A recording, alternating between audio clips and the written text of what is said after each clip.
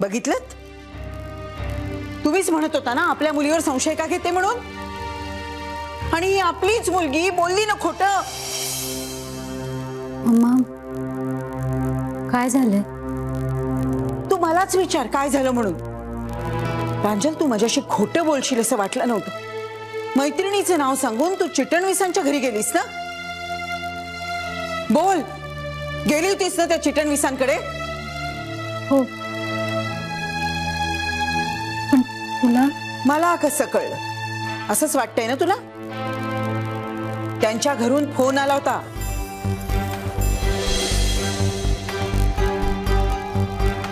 कसं शक्य? म्हणजे मी खोटं बोलतेय? तुझा तुझ्या लाडक्या पप्पांवर विश्वास आहे ना? मग विचार.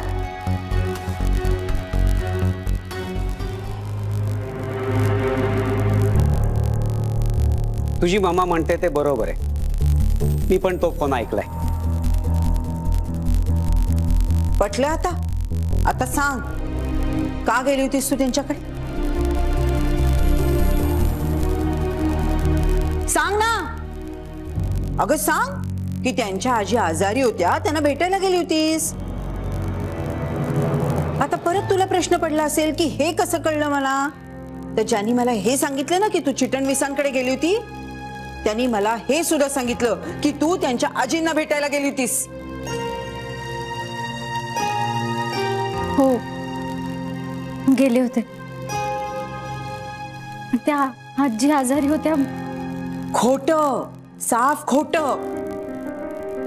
अगं त्या आजारी बिजारी काहीही नव्हत्या. हे सगळं त्यांनी नाटक केलं होतं.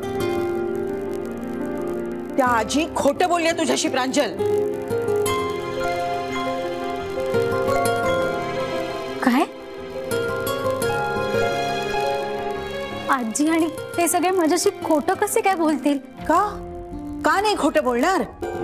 फार पटकन विश्वास ठेवलास तू प्रांजल त्यांच्यावर. अगं त्यांचं आजारी पडणं, सगळ्या कुटुंबांनी त्यांची काळजी करणं, सेवा करणं, हे सगळं एक नाटक होतं.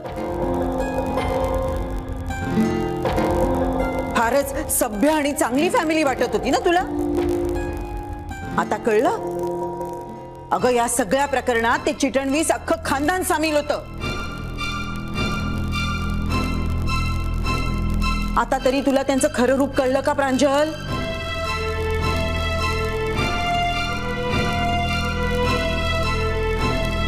दिसतं तसं नसतं बाळा, म्हणून तर जग फसतं.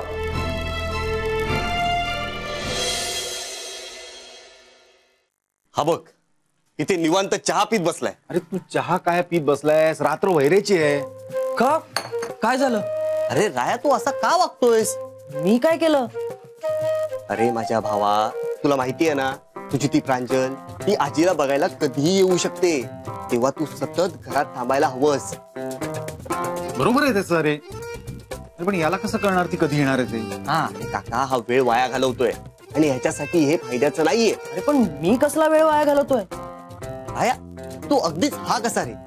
बघ, मुली कधी त्यांचं डिसिजन बदलू शकतात. तेव्हा तू लवकरात लवकर काहीतरी कर. नाही रे, सगळ्याच मुली काही तशा नसतात. हा, माझीच होती ती, मीही तिचाच होतो. माझीच होती ती, मीही तिचाच होतो. पण हा समाज आडवा आला आणि ती माझी कधी होऊच शकली नाही. काका, तू जरा भूतकाळातून वर्तमान काळात ये. अरे आपण रायाला जरा नीट समजावूया, नाहीतर त्याचा पण ज्युनियर मंग्या का होईल. नाही नाही नाही, असं होता कामा नाही. वीणा, तू फार टोकाचं बोलतीयस. अगं आपण त्यांची बाजू समजून घेतली पाहिजे. कशाला? कशाला त्यांची बाजू समजून घ्यायची? आणि अशी फसवा फसवी करणाऱ्यांची काय बाजू असणार आहे? वीणा तू जरा ऐकून तरी घे. मला काहीही ऐकायचं नाहीये. अगं प्रांजल, तुला कसंही कळत नाहीये. ते चिटणवीस लोक तुझ्याशी खोटं बोलतायत, त्यांच्यासाठी तू तुझ्या मम्माशी खोटं बोललीस. प्रांजल, माझी तुझ्याकडनं ही अपेक्षा नव्हती. अगं लहानपणापासून मी तुला हे शिकवलं. अगं कुठे शिकलीस हे खोटं बोलायला? का त्या खोटारड्या लोकांबरोबर राहून राहून तू सुद्धा खोटारडी झालीस?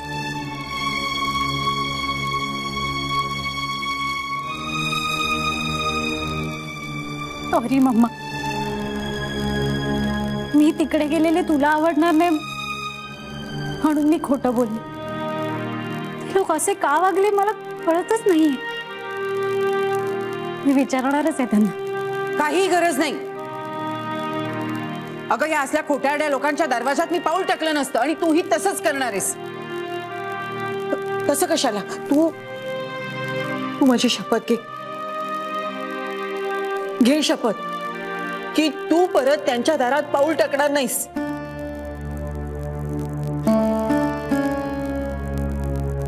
मम्मा प्लीज शपथ नको. अगं असं कसं प्रांजल? हे सगळे लोक ज्या पद्धतीने माझ्याशी खोटं बोललेत ना,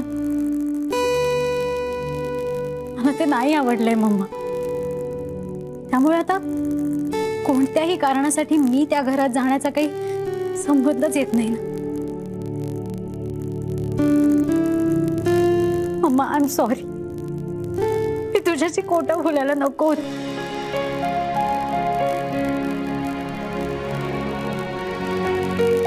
अगं प्रांजल, रडू नको बाई. तू रडायला लागली ना की मला कसं तरीच होतं. अगं मी रागवली नाही की तुझ्यावर. आणि तुला माहितीये ना की तुझ्या डोळ्यात पाणी पाहिलं की तुझ्या मम्माचा राग लगेच निघून जातो. माहिती ना तुला. रडू नको. पण एक गोष्ट लक्षात ठेव, खोट्याच्या पायावर उभी राहिलेली नाती कधी ढासळतात.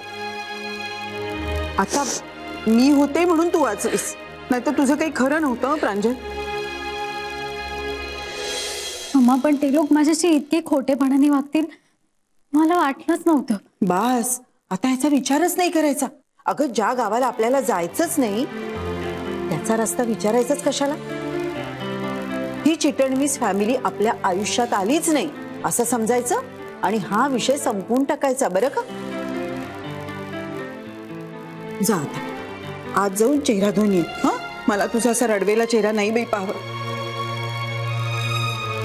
Mamma sorry again. मी परत असं नाही वागणार. नाही ना वागणार? शहाणी ग बाई माझी. जा.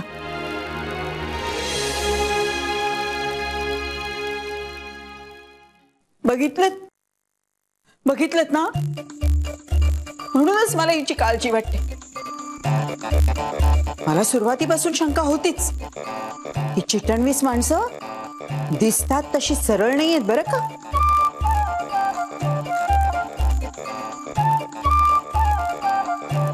तू लवकरात लवकर त्या प्रांजलला प्रपोज करायला हवंस. तुझ्या मनात जे काय असेल ते बोलून टाकायला हवंस. कारण राया, आईचं आजारपण आपण जास्त लांबवू शकत नाही. तिला बरं व्हावंच लागेल, कारण परवावर त्यांचा वाढदिवस आला. हा, आणि एकदा का आई बरी झाली की प्रांजलचं ह्या घरात येणं कमी होणार. आणि तिचं येणं कमी झालं की तुझे भेटण्याचे चान्सेस कमी होणार. आणि म्हणून म्हणतोय, उद्या ती इथे आली की तिला प्रपोज करून टाक. कशासाठी? लग्नासाठी का? भाऊबीजेसाठी. अरे पण काका, मला खरंच कळत नाही रे की प्रपोज कसं करायचं. राया, त्याच्यासाठी पुस्तकं नाही मिळत. रक्ता मारलाने केलं प्रपोज. अरे ऐनवेळी जे सुचेल ना ते बोलायचं असतं. हा, आता तिथे पण तत्पप होतेच म्हणा. हो, अरे माझ्याही बाबतीत असंच झालं होतं. ती अशी माझ्या समोर आली आणि तिला बघताच, काका आपण तुझं नंतर ऐकू. आता रायाला सुचवू काय बोलायचंय ते. हा, हो हो, पण मी काय बोलणार यावर तूच बोल. तू सांग. राया बस, तिला असं बसवायचं. हात दे. असा तिचा हात हातात घ्यायचा, डोळ्यात बघायचं आणि म्हणायचं, मी तुझ्याशिवाय नाही राहू शकत. मला तू खूप आवडतेस. माझं तुझ्यावर मनापासून प्रेम. तू जर माझी झाली नाहीस ना तर मी देवदास होईल. जसं सुचेल ते बोलायचं. फक्त ती इम्प्रेस झाली पाहिजे. हे कळतंय रे मला, पण मला भीती वाटते. सुरुवातीला वाटते भीती, पण नंतर सवय होते. सवय? मुकुंदा, म्हणजे ऋताच्या आधी तू बऱ्याच जणींना प्रपोज केलंस का रे? हे काका, माझं सोड रे. आता आपण रायाविषयी बोलतोय की नाही. राया, मी याला खूप साधा समजत होतो रे. हा तर छुपा रुस्तम निघाला. हा काय ऋता? हा ए ऋता, अगं मी त्याला राया, तुझं लग्न जमवायच्या नादात माझं लग्न मी मोडणार आहे. हे बघ, तुला जे काही सुचते तू बोल, पण बोल रे बाबा. ए ऋता,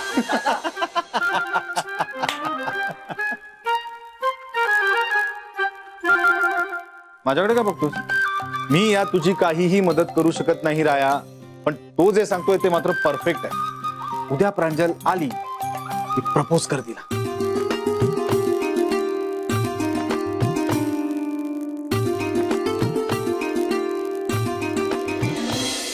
सगळे चिटणवीस खोटाडे. उद्या काय? यापुढे कधीच मी त्यांच्या घरात पाऊल नाही ठेवणार. मला बाहेर कुठे दिसले ना की मी वाट बदलेन. बी कूल बेटा. हे बघ, एवढा तडकाफडकी कुठलाही निर्णय घेण्याच्या आधी एकदा त्यांची बाजू पण समजून घ्यायचा प्रयत्न कर ना. खोटं बोलणाऱ्यांची काय बाजू समजावून घेऊ? म्हणजे माझंही चुकलंच म्हणायचं. पप्पा, तुमचा काय संबंध? नाही कसा?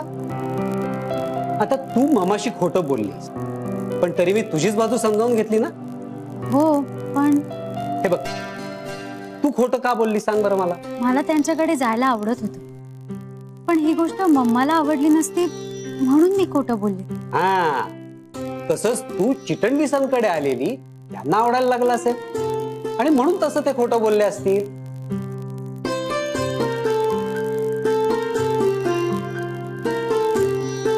पण पप्पा, त्यांनी खोटं कशाला बोलायचं? अगं तूच म्हणालीस ना की हॉलचा विषय आता संपला, त्यामुळे त्यांच्या घरी जायचं काही कारणच नाही, आणि त्यामुळे त्यांनी ही आयडिया शोधली असेल. मला असं वाटतं की ती एक खूप छान फॅमिली. तुम्हाला कसं माहिती? आता मी काही त्यांच्या घरी गेलेलो नाहीये, पण मला असे गट फिलिंग येते काय की रायाचं तुझ्यावर प्रेम आहे आणि तुमचं जमवण्यासाठी सगळी फॅमिली त्याला मदत करते. पप्पा, काहीतरीच काय बोलताय? हे बघ, थोडासा विचार केलास ना तर तुलाही कळेल. आता मला सांग, आजींनी आजारी पडल्याचं नाटक का बरं केलं? किंवा प्रत्येक वेळेला रायास तुला सोडायला काय येतो? करेक्ट. प्रत्येक वेळी ना काहीतरी कारण काढून ते रायाला पाठवतात मला सोडायला. हे मी आधी कधीच मार्क नव्हतं केलं. आता जेव्हा तुम्ही सांगताय ना तेव्हा कळतंय मला. आणि रायाचं सोडायला येणं हे तुला पण आवडतच ना? नाही, तसं काही नाही. नाही कसं? अगं बघ, आपल्याकडे 2-2 गाड्या असताना तू रिक्षाने का जायचीस?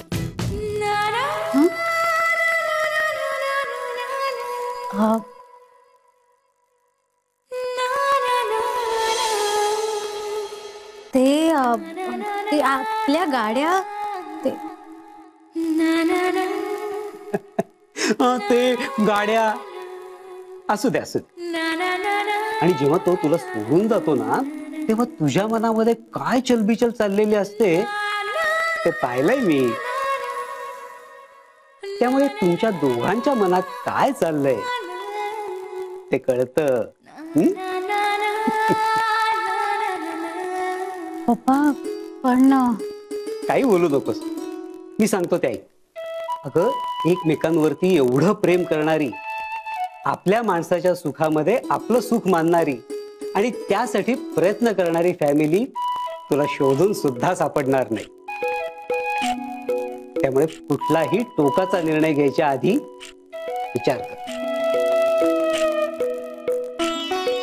पण सगळ्यात आधी माझा पहिला गोल आहे तुमचा बर्थडे. तो ते झालं ना की मग मी ह्याचा विचार करेन. तोपर्यंत हा विषय बंद. That's like my child. आता शांतपणे झोप. Good night. Good night.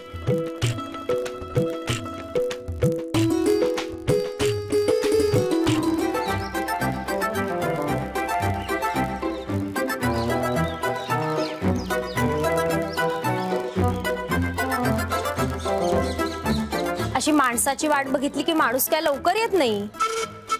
हो का? नाही, मी कोणाचीही वाट बघत नाही. हो, मला वाटलं की तू प्रांजलची वाट बघतोयस का काय.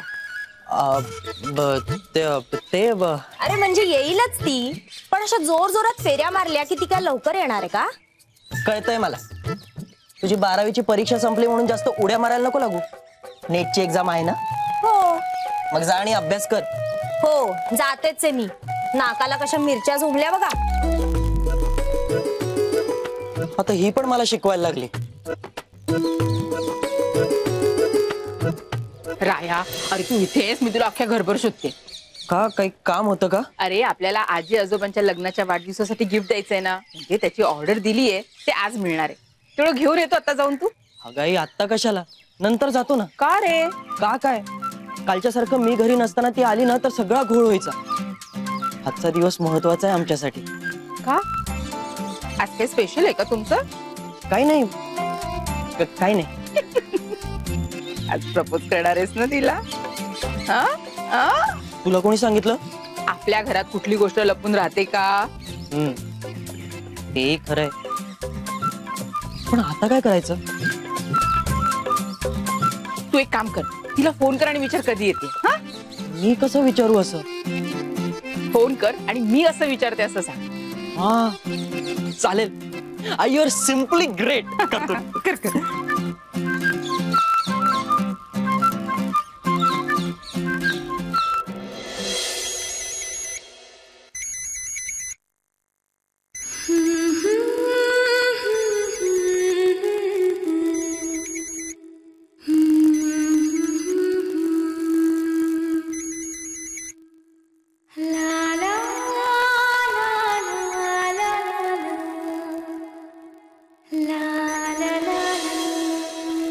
हॅलो.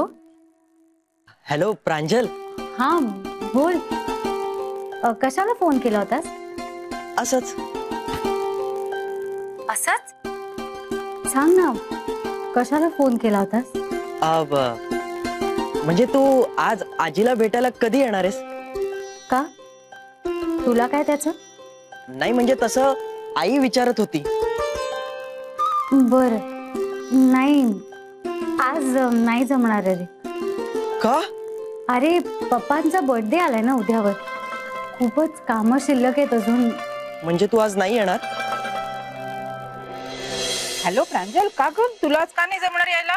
नाही म्हणजे अगदी 5 मिनिटासाठी जरी आली असतीस ना तरी आम्हाला सगळ्यांना खूप बरं वाटलं असतं ग.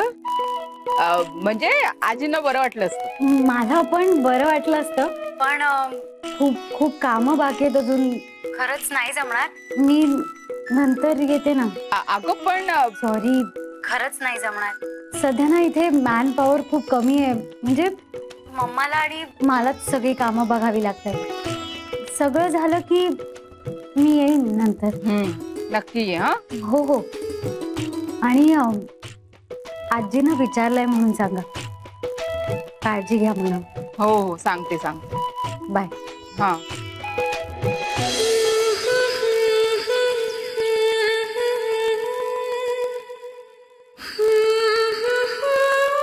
नाही जमणार म्हणजे. का? अरे खूपच गडबडीत होती. तिच्या पप्पांच्या वाढदिवसाची बरीच कामं राहिलीत म्हणून. म्हणजे तिला काम आहे आणि आम्हाला नाही. हे काय?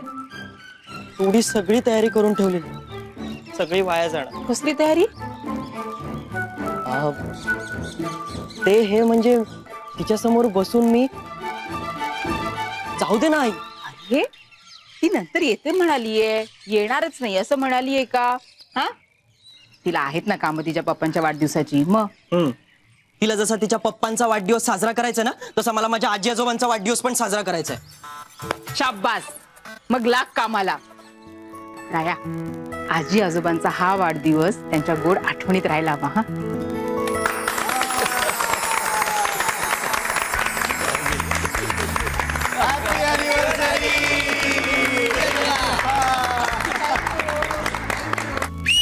हा,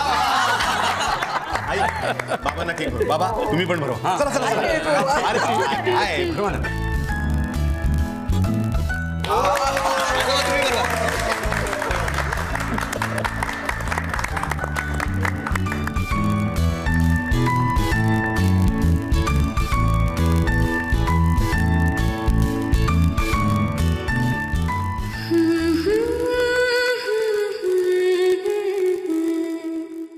कशी आहे?